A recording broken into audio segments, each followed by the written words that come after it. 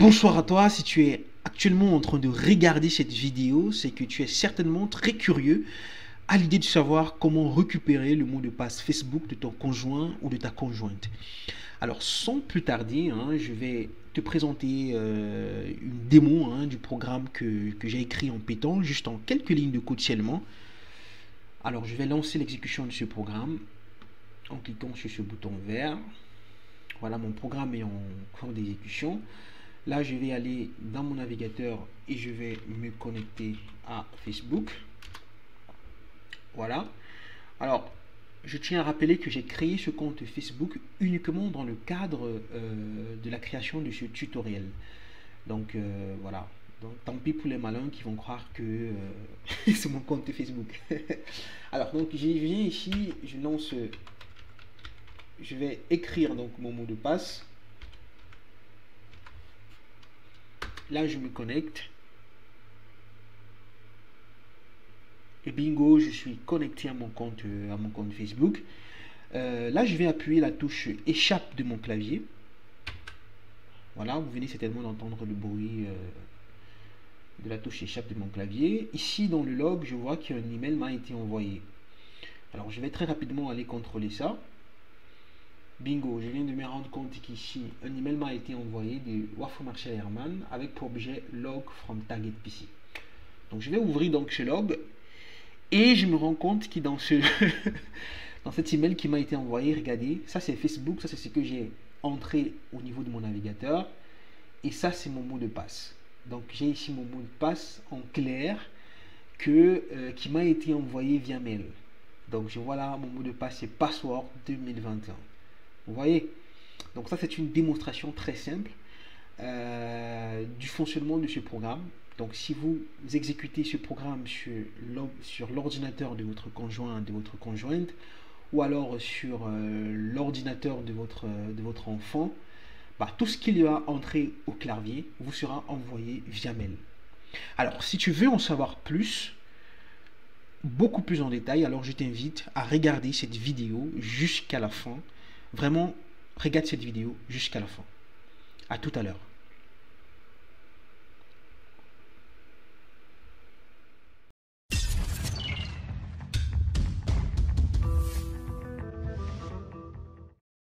Donc, bonsoir à toi. Si tu ne me connais pas encore, moi c'est Martial. Et sur cette chaîne, je partage avec toi mon savoir-faire car je suis convaincu qu'en Afrique, pour se développer, les jeunes ont besoin de développer des compétences techniques, aussi basiques soient-elles, et de les appliquer au contexte du continent. Voilà, donc le sujet de cette vidéo est très simple. Je vais vous montrer comment effectivement construire ce qu'on appelle un keylogger, c'est-à-dire un programme espion qui va enregistrer toutes les informations que vous tapez au clavier et va les envoyer via mail à une personne tierce. Voilà. Mais avant tout, comme disclaimer, j'aimerais toutefois préciser que ce que je vais montrer dans cette vidéo, je ne suis pas responsable de ce que vous en ferez par la suite. Je le fais juste à titre éducatif et aussi pour vous montrer le danger qu'il y a de faire confiance à des personnes tierces de notre entourage qui pourraient être mal intentionnées et installer un tel programme sur votre ordinateur et par la suite pratiquement violer votre vie privée et obtenir toutes les informations de ce que vous entrez au clavier, pratiquement. Mais effectivement, cette vidéo, elle est à titre éducatif. Les parents, par exemple, pourraient utiliser un tel contenu, un tel programme pour pouvoir monitorer ce que les enfants font sur leurs différents ordinateurs. Voilà. Donc voilà un exemple pratique qu'on pourrait en faire usage pour ce programme. Voilà, donc avant d'entrer justement dans les détails, je vous invite à faire trois choses. Première chose, mettez-moi un petit like donc, sur cette vidéo. Deuxième chose, abonnez-vous. Et troisième chose, cliquez sur la cloche de notification afin d'être informé de l'apparition du contenu de ce type. Voilà, ceci pour justement m'encourager. Voilà, on se retrouve donc de l'autre côté. Alors, très rapidement, donc, je vais créer mon projet. Donc, je vais l'appeler mon projet keylogger comme ceci. Alors je laisse donc le nom de l'environnement virtuel par défaut, inf, et je clique sur create. Et à partir de là, PyCharm va automatiquement charger mon projet. Et là, je vais attendre quelques secondes. Voilà ce qui est fait. Super. Alors, très important à savoir, donc notre programme sera constitué de deux parties. On aura une première partie qui va concerner donc l'envoi des emails. Concernant cette première partie-là, je vais tout simplement faire un copier-coller donc du code, tout simplement parce que j'avais déjà développé sur cette chaîne. J'avais déjà fait une vidéo concernant l'envoi donc des emails avec Python. Donc, si tu veux savoir comment est-ce qu'on envoie des emails avec Python, tu cliques sur la vidéo qui est juste là en haut et tu sauras comment le faire. De toutes les façons, le code source de ce projet sera disponible dans la description de cette vidéo. Voilà, donc si tu veux aussi essayer tout ça, donc tu cliques juste sur le lien dans la description de la vidéo et tu pourras avoir accès au code source.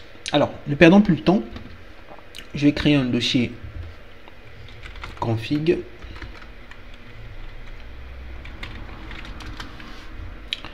Donc, dans ce dossier, je vais créer fichier config.py et je vais créer également un autre fichier JSON.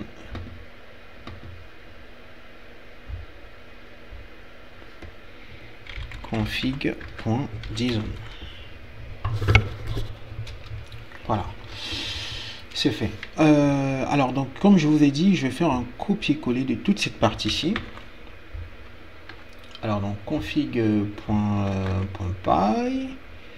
config.json, je mets ici les paramètres de mon serveur SMTP. Voilà. Et puis c'est fait, donc ici je vais venir créer un autre fichier, je vais appeler send email.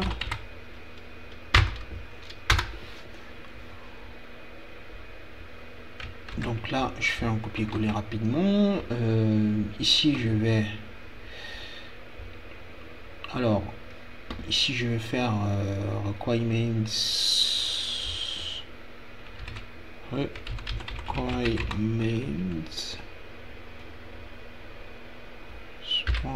.txt.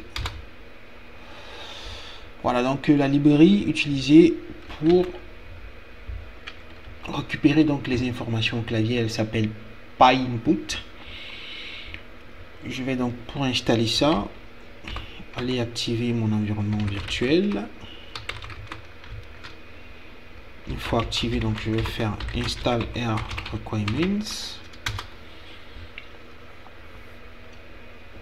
Oh là là, alors pip, fait tout ça en minuscule, hein. Pip install -R. Ok, voilà, c'est installé, c'est fait. Alors maintenant on va passer aux choses sérieuses. Seconde partie donc de cette vidéo, on va appeler ce fichier spy. Et c'est ici donc que je vais commencer par développer directement donc le projet. Alors, on va commencer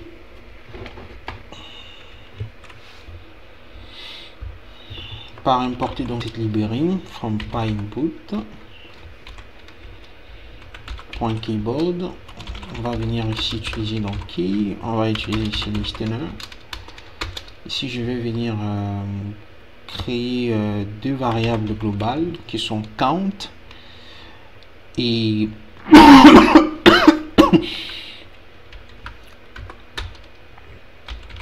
keys. Voilà, donc c'est fait. Ici je vais importer aussi la fonction send email. Voilà, donc ici je vais créer une fonction que je vais appeler onPress qui, alors ici on va venir utiliser donc la fonction, les variables globales count et keys. Donc on va faire effectivement count plus, alors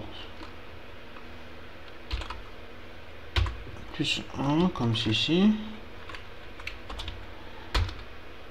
Si on a fait case.append, ok, voilà. Alors l'idée ici c'est que chaque information qu'on entre au clavier, on va enregistrer ça dans la liste keys, et puis on va venir ici imposer une condition, on va dire si count est supérieur, strictement supérieur à 0. Alors ça peut être, alors vous allez comprendre pourquoi par la suite. Write file case, et puis on va faire case, ici on va faire count égal à 0. Alors ici je vais commenter ça,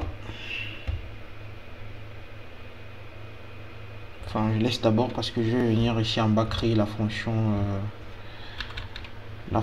write file. Donc on aura la write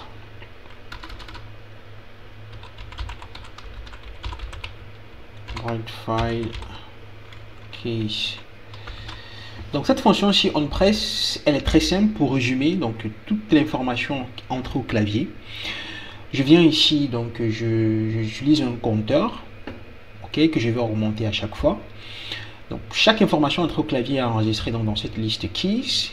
Et ici, j'utilise mon compteur. Ici, je peux définir mon compteur, par exemple, la limite à 10 ou à 50, à 100. Une façon de dire, après 100 informations entrées au clavier, avec 100 caractères entrés au clavier, alors écris-moi ces informations-là, parce que toutes ces 100 informations-là seront enregistrées dans la liste keys. Donc, écris-moi ces 100 informations-là dans le fichier. Ou alors, je peux décider, je mets tout simplement 0. Bah, et je dis écoute, après chaque caractère, écris-moi ça dans le fichier, et après réinitialise-moi donc la liste et réinitialise-moi le compteur. Voilà, c'est aussi simple que ça. Donc ici dans la fonction, je vais venir ici logs.text, ici je vais l'ouvrir en modalité append as f. Donc qu'est-ce que je vais dire ici? Je vais dire ici for k in key. Alors qu'est-ce que je vais faire? Donc je vais faire k et je vais faire transformer donc ça en chaîne de caractères pour être sûr. Je vais faire un replace. Donc pour toutes donc les guillemets, on va mettre ça en chaîne vide. Ici donc je vais faire if k.find. Alors si on a un espace, là, bah, ce qu'on va faire, c'est qu'on va écrire donc dans notre fichier fwrite, bah on va écrire un espace dans notre fichier, on va écrire à la ligne dans notre fichier. Ou alors si on ne trouve pas de k, donc c'est-à-dire que c'est égal à -1. Dans ce cas, on écrit dans notre fichier. Voilà, donc c'est aussi simple que ça cette fonction. On ouvre donc le fichier logs.text. C'est la fonction qui va écrire pour chaque caractère qu'on a dans keys. On va remplacer. Pourquoi est-ce que je fais ici replace? Parce que souvent, quand on écrit dans le fichier, c'est bizarre. Je sais pas si c'est un truc du file system, mais il écrit le caractère avec parfois avec les guillemets ici. Ok? Donc, c'est la raison pour laquelle je dis, écoute, s'il y a ça dans ma chaîne de caractères, alors remplace ça par une chaîne vide, tout simplement, pour être plus certain. Si l'utilisateur entre la touche espace, alors dans mon fichier va à la ligne. C'est ce que ça veut dire. Dans le cas contraire, bah, écris-moi tout simplement. Ok, maintenant dans la fonction on release, donc dans la fonction on release qu'on va créer,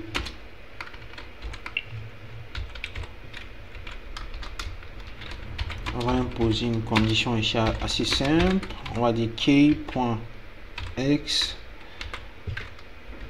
Voilà. Dans ce cas, qu'est-ce que tu vas faire? Bah, ouvre-moi donc le fichier logs.txt.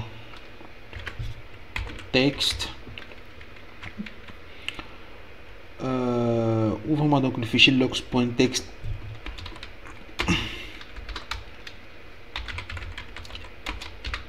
Et lis-moi tout simplement le contenu du fichier. Et utilise donc la fonction send email. Dans cette fonction,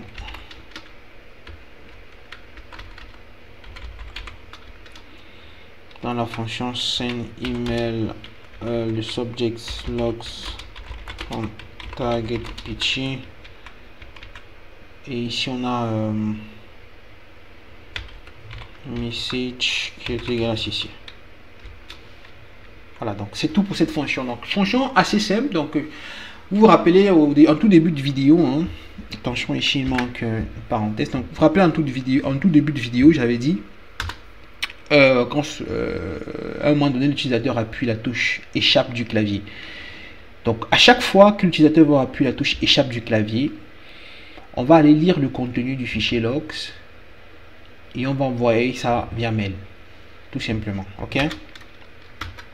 Maintenant on arrive donc à la fin, donc with listener. Ah, excusez-moi. Donc with listener, donc le listener, on va utiliser donc le listener donc de la librairie qu'on a utilisé là. Donc on va le listener, cette fonction s'y prend deux paramètres. Donc le premier c'est onPress, on va passer donc la fonction onPress comme ceci. Le deuxième c'est onRelease paramètre, hein, et on va passer donc la fonction onRelease comme ceci. As listener, on va faire tout simplement listener.join. Donc voilà, donc le programme il est terminé, programme achevé. Voilà, donc cette dernière instruction va tout simplement mettre en écoute le programme. Donc chaque information que l'utilisateur va entrer au clavier, bah, il va appeler donc la fonction onPress pour exécuter ce qui est relatif à la fonction onPress. Et puis par la suite, quand l'utilisateur va appuyer la touche échappe du clavier, un email sera directement envoyé. Ici vous pouvez définir n'importe quelle touche. Ça peut être la touche Enter du clavier, ça peut être la touche numéro 1 du clavier, ça peut être n'importe quelle touche. Donc à vous de personnaliser ça à votre sauce. Mais l'idée c'est ça. Voilà, donc maintenant avant de passer à l'exécution du programme, j'aimerais vous montrer une touche, une technique pour pouvoir exécuter donc le programme en mode furtif. Ok, exécuter le programme en mode furtif de telle en sorte que l'utilisateur ne se rende pas compte que le programme est effectivement en train d'être exécuté. Bah, pour ce faire, je vais utiliser ici Shift F6. Je vais essayer de renommer en fait le fichier spy.py. Donc on va essayer de renommer ça. Refactor. Voilà, donc ici vous allez tout simplement ajouter le caractère W. Ok, on ajoute simplement W ici et on fait refactor. Et qu'est-ce que c'est censé faire en fait? Ici moi vous montrer. On va venir ici, je vais faire Open in Explorer. Donc on va ouvrir ça là. Voilà. Donc ce qui va se passer en réalité c'est quoi? C'est que lorsque vous allez double-cliquer sur ce fichier, donc vous allez double-cliquer comme ceci, le programme va immédiatement se mettre en exécution. Immédiatement se mettre en exécution en background automatiquement. Donc à partir de cet instant-ci, toute information que l'utilisateur va rentrer au clavier sera enregistrée donc dans le fichier logs.text, tout simplement. Et lorsque l'utilisateur appuiera la touche échappe de son clavier, toutes ces informations là seront envoyées via mail, tout simplement. Voilà. Donc moi par contre sur mon système ça ne va pas fonctionner, tout simplement parce que j'ai actuellement activé mon Windows Security. Parce que si vous avez un antivirus sur votre système, il va automatiquement détecter ça comme étant quelque chose de malveillant. Donc il va falloir désactiver tout ce qui est antivirus sur votre système. Ça, c'est l'antivirus natif de Windows 11, Windows Security. Vous avez aussi Windows Defender. Donc, je vous invite à aller désactiver tout ça. Si vous voulez que le programme s'exécute en background, allez désactiver Windows Security. Allez aussi désactiver Windows Defender. Defender. Donc, vous allez aller aussi désactiver Windows Defender. Et tout autre antivirus accessoire que vous avez sur votre système pour qu'il puisse fonctionner en background. Moi, je n'ai pas forcément intérêt à ce qu'il puisse fonctionner, mais je vous montre donc l'astuce pour qu'il puisse fonctionner en background. Ok, voilà.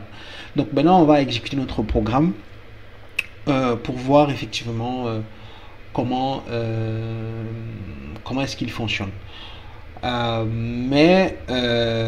le fichier config.json, hein, pour les emails, il faut mettre ici donc vos coordonnées, l'adresse email du destinataire, l'adresse email de la personne qui envoie et le mot de passe. Ok, très important. Très important. Donc maintenant, on va exécuter notre programme. Ce programme, en cliquant sur ce bouton vert. Voilà, mon programme est en cours d'exécution. Là, je vais aller dans mon navigateur et je vais me connecter à Facebook. Voilà. Alors, je tiens à rappeler que j'ai créé ce compte Facebook uniquement dans le cadre de la création de ce tutoriel. Donc, voilà. Donc, tant pis pour les malins qui vont croire que c'est mon compte Facebook. Alors, donc, je viens ici, je lance, je vais écrire donc mon mot de passe. Là, je me connecte. Et bingo, je suis connecté à mon compte Facebook. Là, je vais appuyer la touche échappe de mon clavier. Voilà, vous venez certainement d'entendre le bruit de la touche échappe de mon clavier. Ici, dans le log, je vois qu'un email m'a été envoyé. Alors, je vais très rapidement aller contrôler ça. Bingo, je viens de me rendre compte qu'ici, un email m'a été envoyé de Wafo Marshall Herman avec pour objet log from target PC. Donc, je vais ouvrir donc ce log et je me rends compte que dans dans cet email qui m'a été envoyé, regardez, ça c'est Facebook, ça c'est ce que j'ai entré au niveau de mon navigateur et ça c'est mon mot de passe. Donc, j'ai ici mon mot de passe en clair qui m'a été envoyé via mail. Donc, je vois là mon mot de passe, c'est password 2021. Vous voyez, donc ça c'est une démonstration très simple du fonctionnement de ce programme. Donc si vous exécutez ce programme sur l'ordinateur de votre conjoint, de votre conjointe, ou alors sur l'ordinateur de votre enfant, tout ce qu'il y a entré au clavier vous sera envoyé via mail. Voilà, donc nous arrivons au terme donc de cette vidéo. Il était question pour moi de vous montrer comment récupérer donc le mot de passe Facebook de votre gare ou de votre go. Hein, ok, donc voilà, si vous avez des soupçons qu'elle vous trompe ou qu'il vous trompe, vous avez donc la solution. Surtout ne laissez pas ça pour vous. Il faut partager cette vidéo au maximum possible à ceux à qui ça pourrait intéresser. Et surtout pour me remercier, tout ce que je vous demande, c'est de vous abonner, afin de me donner de la force. Allez, on se retrouve donc dans une prochaine vidéo. À bientôt à tous.